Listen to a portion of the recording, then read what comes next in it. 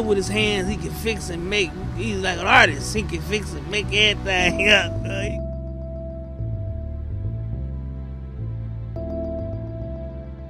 He's a good person. Anybody will tell you out here in 10 times. You know, we're like family. We're our family. We talk about Bible, we discuss, and love to read. Although me and Doug went together the past 2.5 years, he was still my friend. You know, he always been good to me. Me and Shug, one of Doug's girlfriends, had a close relationship on selling loose squares. I started buying loose squares from her. She brought me over here to meet Doug. And me and Doug started spending a lot of quality time together. And I love Doug. Doug loved me. He told me that the day he died. It's just unfortunate that some other person that I love, George, killed him. But I never thought he would do that to Doug. In my wildest dreams.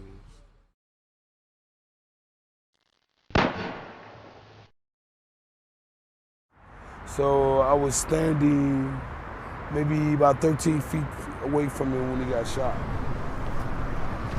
So I see him go down, I see the dude run off.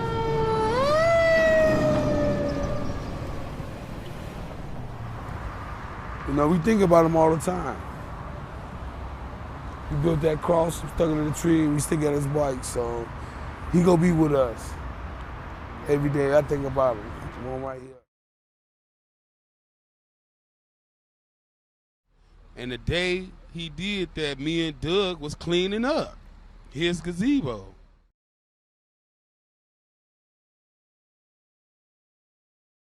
His tent looked like an apartment, like a studio apartment. And it was amazing to me when I first went in there. I was like, wow, because I never seen no tent set up and decorated like that. It was a real big tent, a gazebo. He gave people tents, took them in his tent as well, and let them live with him until they got on their own. He had hooked his tent up, and it was. He's like, come see it. And I came over, they be seeing I'm watching the game, man. I'm like, you watching the game? And I come to the door. He comes, be cold outside. He come to the door in his underwear. He had a queen-size bed in there, dressers. He had like a 2-story room in there where you had a place to chill out, relax, play cards, watch TV, or you can go sit in the other room and just chill to yourself and think. He used to go paint houses. I went with him on a couple of jobs. He did storefronts and he painted houses, and he was really good at what he did. He had this sign advertising that he was a painter, and he put lights on it, and it would flash and stuff. He was a heck of a great dude, man, you know, a nice guy. He used to make his own custom glasses, you know what I'm saying, custom jewelry. He had glasses on with diamonds all over them. And I'm like, man, where you buy them? He's like, oh, man, I made these. I miss how we used to pray together, okay? He was a great guy. I just say he still is a great guy as far as I'm concerned.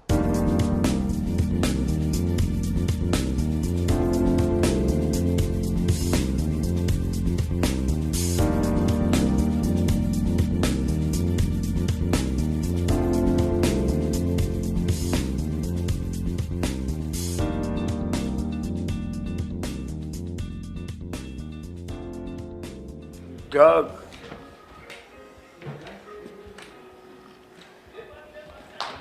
this is completely nonsense. And Doug being gone it hurts my soul.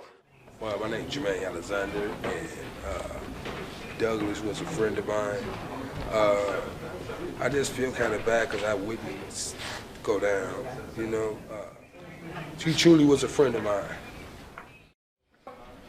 Douglas Robinson was the youngest of 7 children, born on May 30th, 1951, to Katie and Alfred Robinson in Chicago, Illinois.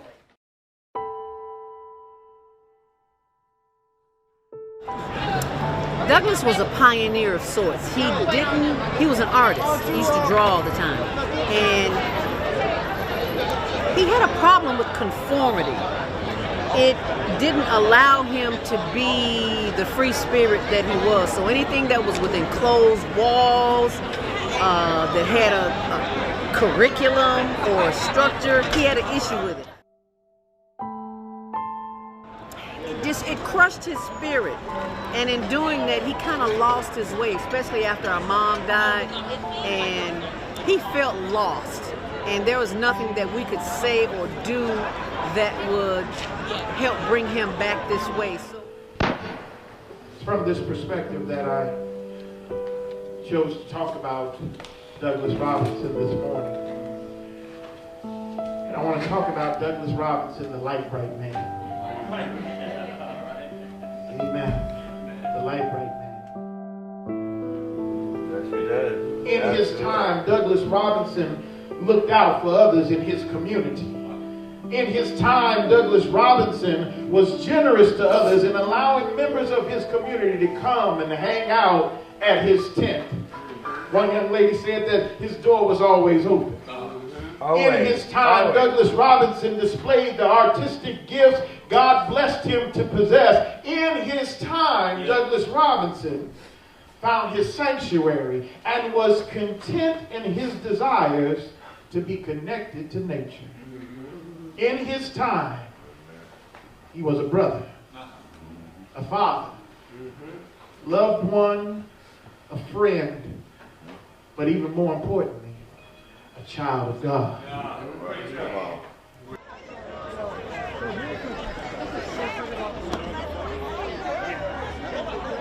Yes. So when you see a person on the street like Douglas or any of the people in Tent City, don't roll your window up, don't frown, don't do this, but send them love. If you don't do nothing, put your hand to your heart and just let them know we love them. Now, Mary Lightfoot spoke specifically about restoring the mental health network. Yes, she did speak about restoring mental health because our people need help. And we will accelerate the development of a trauma-informed city, starting with repairing our broken mental health safety net. I talked to a lot of first responders over the last year or so, and when you ask them what percentage of their job involves people with mental health issues, they go, oh, 70, 80, 90% of the people that they interact with have mental health issues.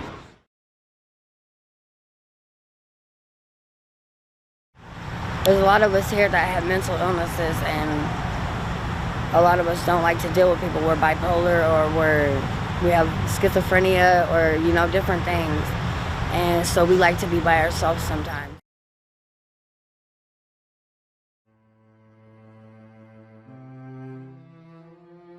Even people high up in the world can hit rock bottom. Just imagine if it was you.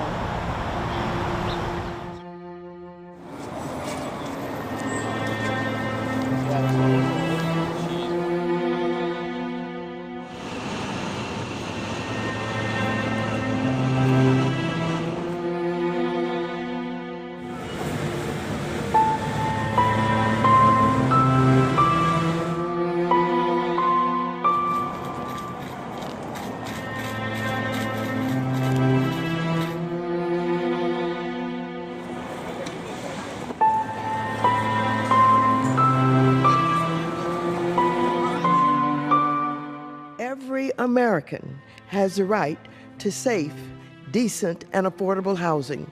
But according to the latest estimates, nearly 600,000 Americans are currently homeless.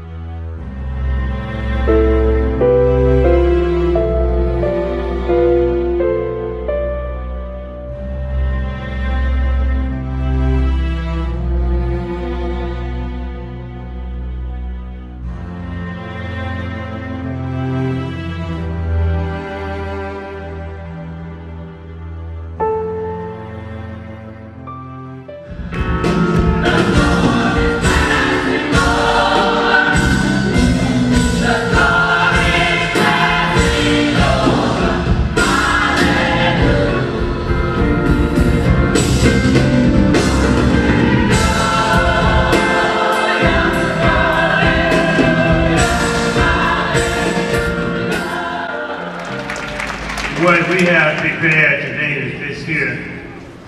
Most of us can have money in our pocket and just ride right by it. Yeah. Give us, Lord. Protect us. Nobody wants to seem to be associated with those who is in need. If you're on one side of the street asking for food to eat, somebody walking by, they have a tendency to walk around here.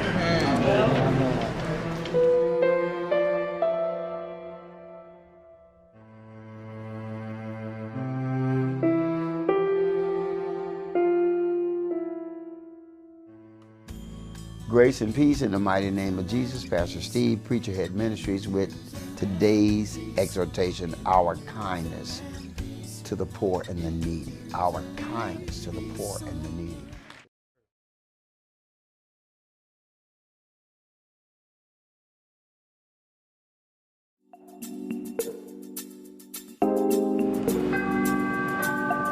Doors closing.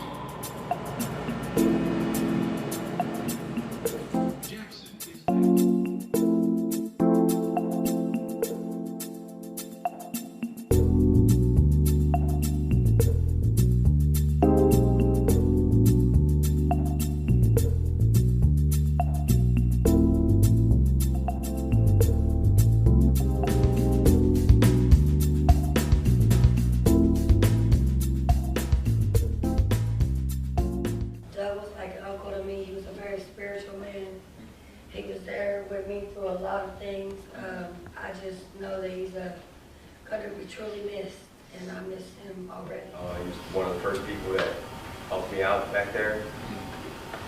Our daily routines was wake up in the morning, open up the Bible. I know all his favorite verses.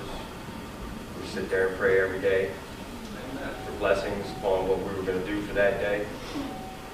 Doug didn't ask for much. He was a great friend to me. I'm going to miss him a lot.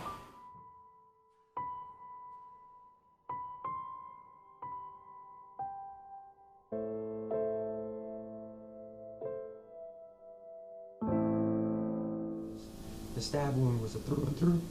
What does that mean? It was in my chest, through the lung, through the back of the lung, and then out my back. He was a hard worker. Wasn't the kind of person that always had his hand out. That's the Doug I know. That's the Doug I'm going to remember forever. I love you, Doug. I'll see you up there one day.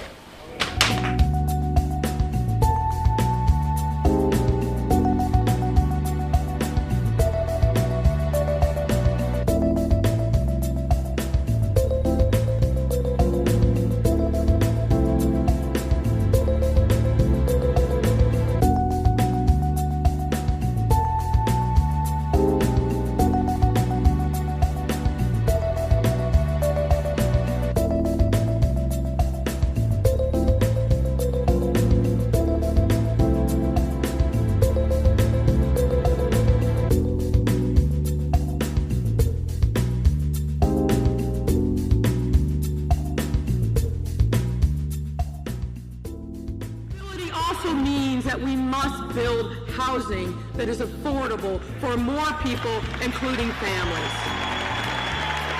I think I liked various parts of her speech, but the part that had to do with homelessness was particularly interesting. Homes for the homeless, and she is making it her mission to see that. So we're going to hold her accountable to that, because there are too many people who are losing their homes to taxes because they can't pay a $1,000 tax bill.